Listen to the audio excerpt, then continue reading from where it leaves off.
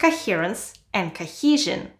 These two slightly weird words are fundamental to passing your IELTS exam, especially if you're looking for a Band 7 or higher score. Today we'll go through 3 essential elements that make your essay coherent and cohesive, and I'll show you some practical tips you'll be able to implement straight away. It's Asia. Let's get started. Imagine you've just finished reading a piece of writing and you're not quite sure what the main message was. Most likely that's because it was incoherent. It wasn't clear enough. Your IELTS essay should be the opposite of this. So our first element is clarity. Making it clear in IELTS terms is coherence. The way your essay is put together should make sense to the reader. That's what the IELTS examiner is looking for. Look at what the IELTS band descriptors tell the examiner and us as IELTS test takers. In the coherence and cohesion category, a glorious Band 9 states that the test taker skillfully manages paragraphing, and for Band 8, sequences information and ideas logically, uses paragraphing sufficiently and appropriately. A nice Band 7 score means logically organizes information and ideas, clear progression throughout, presents a clear central topic within each paragraph. That sounds wonderful, but be careful because the warning signals for anybody who doesn't reach these high standards are there to see when we go down to Band 6. Uses paragraphing but not always logically. Oh dear. So the examiner has decided that you're not perfectly logical. What can you do to make sure your band score is a 7 or higher?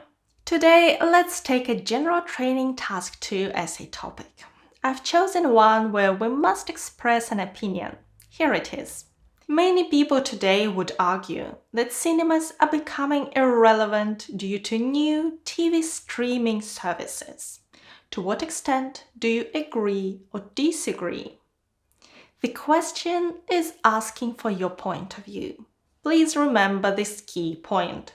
The examiner is not judging you on your opinion, but on your skill at presenting it in the context of the question, which will include contrasting views, arguing for and against, and something we haven't mentioned yet, giving relevant examples from your own knowledge and experience. If you like the idea of exam tips, this is another tip. Find clear and relevant ideas. Here are mine. You might be wondering why I wrote down the advantages and disadvantages of each when I have an agree-disagree essay.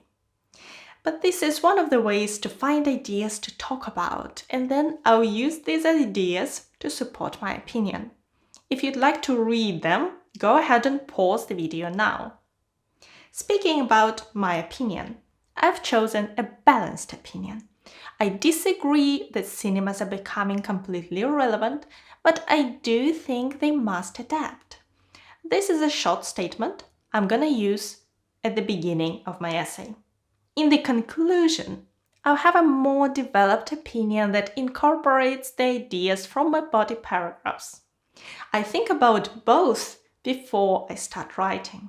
If you'd like to learn what you're expected to write in each type of essay and what's the difference, for example, between writing an opinion essay when you agree or when you have a balanced opinion, check out my IELTS preparation packs, which contain step-by-step IELTS writing and speaking courses, which can help you meet each requirement. They are linked below.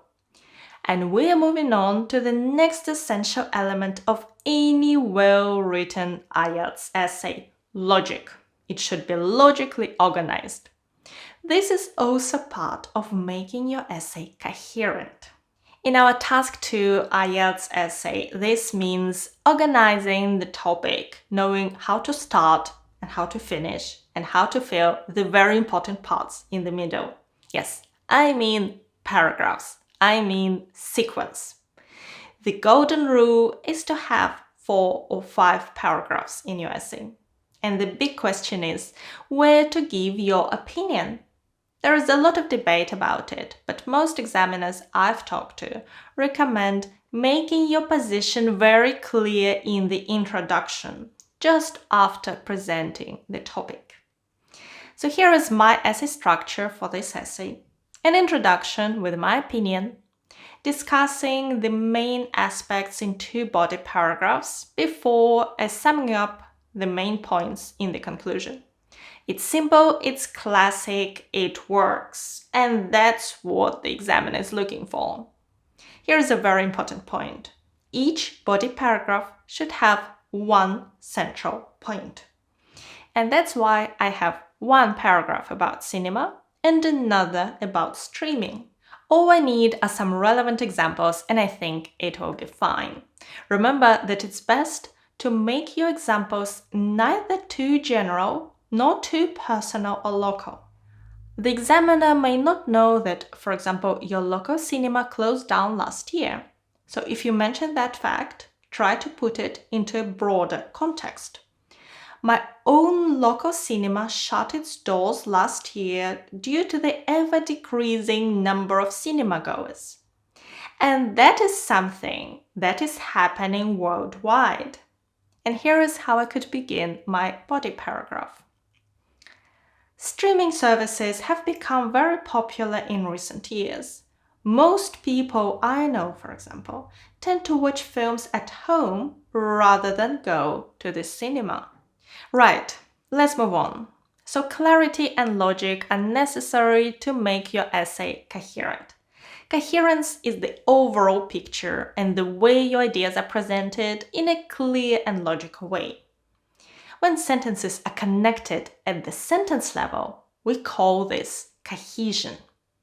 Again, we're trying to make the life of our dear reader, the examiner, a bit easier. How? Let's have a look at the descriptors first.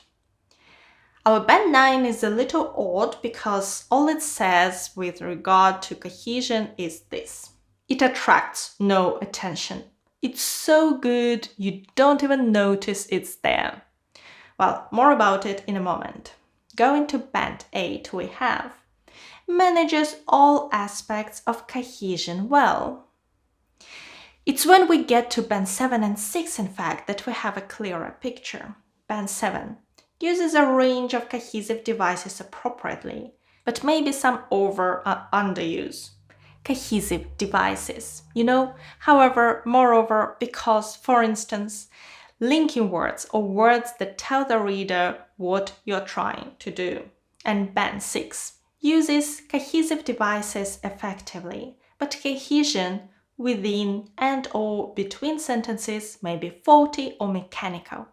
This is more interesting. We can learn a lot more from what we're not supposed to do, rather than those things that give us maximum credit. In other words, when it comes to cohesive devices, know not only their meanings, but also their grammar. Time to pause for a tip. Know your cohesive devices. Let's work through the second paragraph of the essay on the relevance of cinema. We're writing about streaming services and the way they've obviously changed our entertainment choices and viewing habits. We're sticking to comparing them to cinema going. We don't really need to mention television at all. It would be off topic. A good friend of mine, who happens to be a former IELTS examiner, wrote this paragraph for us, and I made several versions of it to show you something. So here is your task. Listen and think about the linking words and if they're used well. Here is the paragraph. Streaming services have become very popular in recent years, and this is because not only do they offer a wide variety of entertainment, including films, series, and documentaries, but also the service is economically accessible to most. Another important aspect to mention is the fact that because you're in the comfort of your own home, you have choices.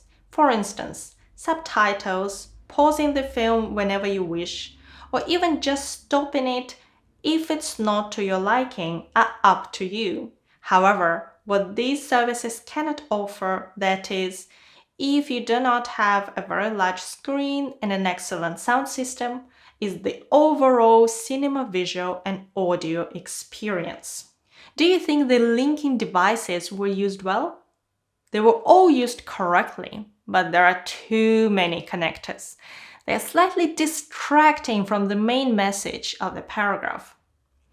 And if we cut all connectors out, well, go ahead, pause the video and read this version. Doesn't it feel a little jumpy? All the connectors are left to the reader to figure out. That's not good for IELTS. You need to give your reader just the right amount of help. Again, pause the video and read this paragraph. I reckon there is just the right number of cohesive devices. Remember the Band 7 comment about over and underuse. One mistake test takers make is to impress the examiner, they try to use far too many connecting words. It's really unnecessary.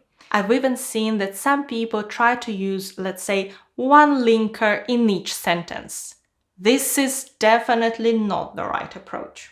Now, there is another aspect of cohesion we need to talk about. It comes in the descriptors for the first time in our Lookout Band 6. May not use referencing clearly or appropriately. And it's time for another tip. Use pronouns and substitution well. Referencing, quite simply, is the way we substitute nouns or names with pronouns. Use words like this or that to refer back to what has been said without the need to repeat entire phrases, as well as the way we use alternative words to avoid repetition. Look at some of the examples in our streaming services paragraph. Notice the pronoun references, they for streaming services, it for the film. Note the use of alternative ways to express something, sometimes by generalizing or omitting a word. For example, these services for streaming services, these services for the streaming services previously mentioned. We also have words that express a thought in a different way. Visual and audio for large screen and excellent sound system. If you link your ideas well with linking words, pronouns, and substitution, you make your essay cohesive, or in simple words, you make your ideas flow one from another. Our last essential element is the flow. A good flow makes your essay cohesive. Clarity, logic, flow. You can see how these elements come together in a Band 9 essay if you watch this video, where you can have a look at a full sample answer and get one step closer to writing essays like this yourself. Thank you so much for watching me today. Good luck with your preparation and your exam. Bye!